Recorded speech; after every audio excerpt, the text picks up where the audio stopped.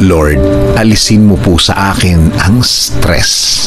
Panginoon, maraming salamat sa laging pagbibigay ng pagkakataon sa aking buhay. Salamat sa mga unli na mga chances na hatid mo sa akin. Mga pagkakataon na pwede kong gamitin para mas maging mabuting tao. Lord, alisin niyo po ang lahat ng aking stress o ang lahat ng stress na nasa akin po ngayon, Lord. Kayo na po ang magtanggal ng mabigat na nararamdaman ko. Kayo na po ang bahalang pag-aani ng aking araw-araw. Isinusuko ko na po ang lahat ng aking problema ngayon, Lord.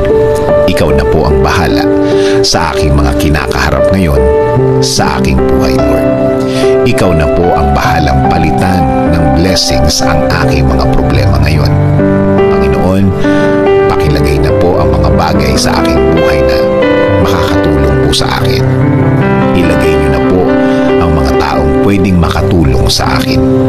Alam ko po na kilala niyo po ang mga taong pwedeng makatulong sa akin, Lord. Lord, kasama din po ng dasal na ito, ilagay niyo rin po ang mga aral na kailangan kong matandaan, mga lessons na magiging gabay ko sa pagharap ko sa susunod na panahon. Ikaw na po ang mag-guide ng buhay ko, Lord. Ikaw na po ang bahalang i-direct ito kung saan niyo po gustong dalhin. Alam ko po na pinakamaganda ang iyong plano para sa aking buhay. Alam ko po kayo lang ang makakabago ng aking sitwasyon.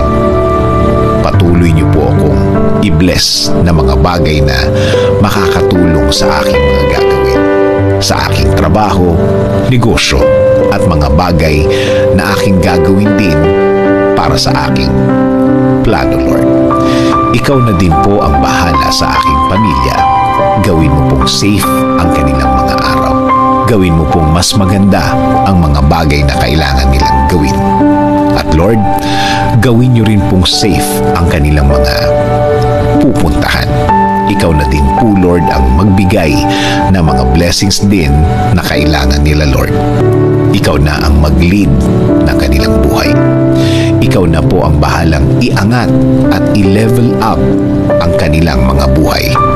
Ikaw na din po ang gumitna sa aming relasyon na mas maging maganda, Lord. Salamat. Salamat sa mga ibibigay mo, Lord. Alam kong hindi ako mabibigo sa mga idinadasal ko sa inyo, Lord. At alam kong patuloy niyo akong babantayan sa lahat ng oras, sa lahat ng araw ng aking buhay. In Jesus' name I pray. Amen. Sabi nga sa Mark 9:23, Jesus said to him, "If you can believe, all things are possible for one who believes."